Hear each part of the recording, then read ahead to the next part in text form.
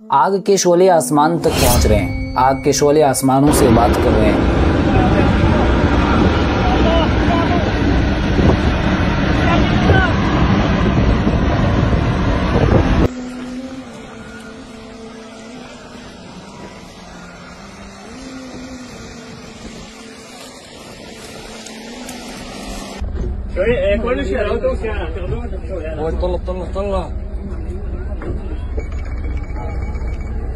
हजारों लोग घर छोड़कर भाग रहे हैं। यरूशलेम से लेकर तेल अवीव तक ये आग की गर्माहट पहुंच चुकी। यरूशलेम से लेकर तेल अवीव तक सिर्फ एक आवाज सुनाई दे रही है, लोगों की चीखें, खौफ और डर का माहौल।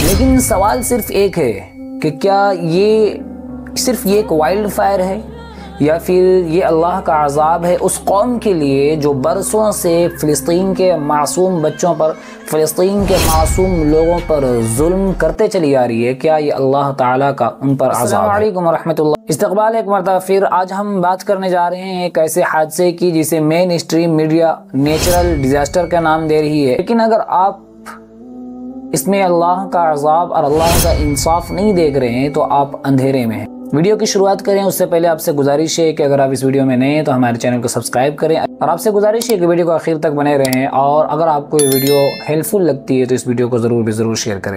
30 अप्रैल 2025 इसराइल के यरूशलेम में आग लगती है और उसके आसपास आग बहुत तेजी के साथ भड़क उठती है। आसपास के तमाम जंगलात जलकर खाक हो जाते हैं।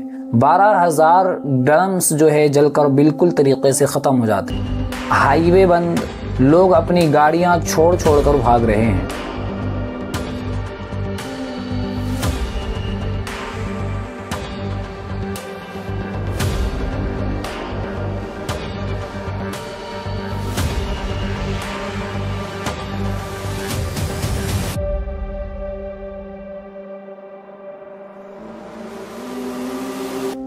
एनडीटीवी की रिपोर्ट के मुताबिक ये बात खुलकर सामने आ रही है कि 120 से ज़्यादा फायर फाइटिंग, मिलिट्री और इंटरनेशनल हेल्प मांगी गई है, जिसमें साइप्रस और इटली ने फायर फाइटिंग एयरक्राफ्ट भेजने का वादा किया है। सवाल वही है कि ये क्या वाकईतन एक वाइल्ड फायर है को मेन मीडिया दिखला रही है, जिसको ये दिखलाया जा रहा है कि ये तो नेचुरल है, इसमें तो कोई किसी तरीके की बात नहीं है।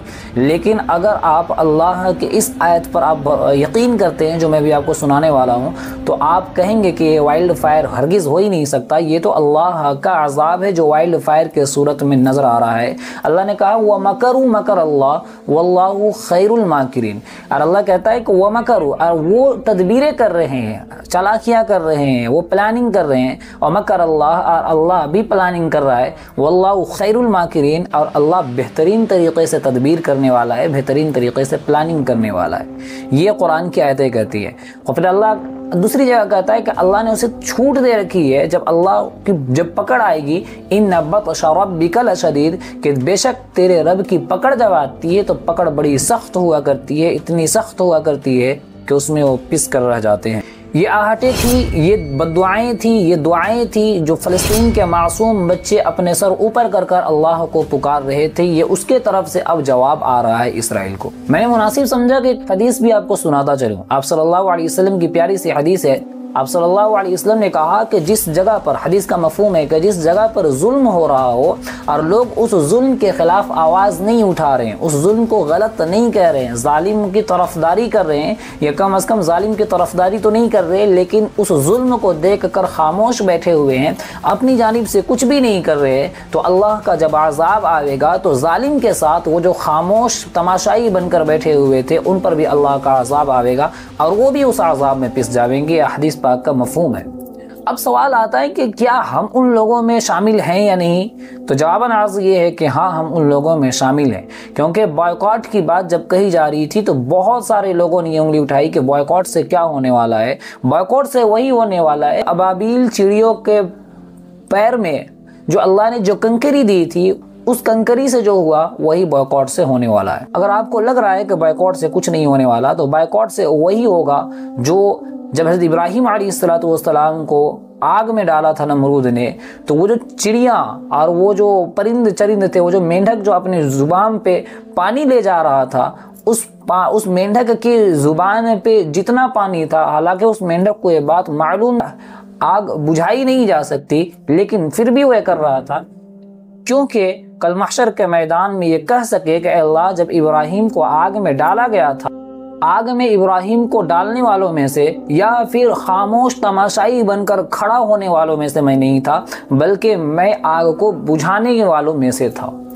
सवाल करने वाले कहते हैं कि बॉयकॉट से क्या होगा? बॉयकॉट से यही होगा कि कल क़यामत के दिन एक तरफ अल्लाह खामोश तमाशाई बनकर खड़े होने वाले को खड़ा करेगा, एक तरफ जालिमों को खड़ा करेगा और उनके साथ तमाशाई जो तमाशा देखते हैं खड़े होकर खामोशी के साथ, जो जुल्म के खिलाफ आवाज़ नहीं उठाते, जो जालिम को गलत कहने की हिम्मत नहीं रखते, जो जालिम के हर एक प्रोडक्ट को इस्तेमाल करते हैं, अल्लाह उनको खड़ा करेगा और एक तरफ बॉयकॉट करने वाले को खड़ा करेगा और मजलूमों को खड़ा करेगा। आप इंसाफ करें और फैसला करें कि आप बॉयकॉट करने वालों मजलूमों के साथ, मासूम फिलिस्तीनियों के साथ खड़ा होना चाहते हैं, या फिर जालिम के साथ जो जुल्म कर रहा है फिलिस्तीन पर, या फिर बॉयकॉट को नकारने वाले, बुरा भला कहने वालों के साथ खड़ा होना चाहते हैं। फैसला आपके हाथ में है। आपसे गुजारिश है कि इस वीडियो को तमाम लोगों तक शेयर करें और जहां तक पॉसिबल हो, जहां तक मुमकिन हो, इसराइली प्रोडक्ट को बॉयकॉट करने की कोशिश करें। तागूत के खिलाफ तागूती हथियार का इस्तेमाल करें। मेरे फेसबुक चैनल पर जो है कई मरतबा जो है मोनेटाइजेशन जो है टूल ख़त्म कर दिया गया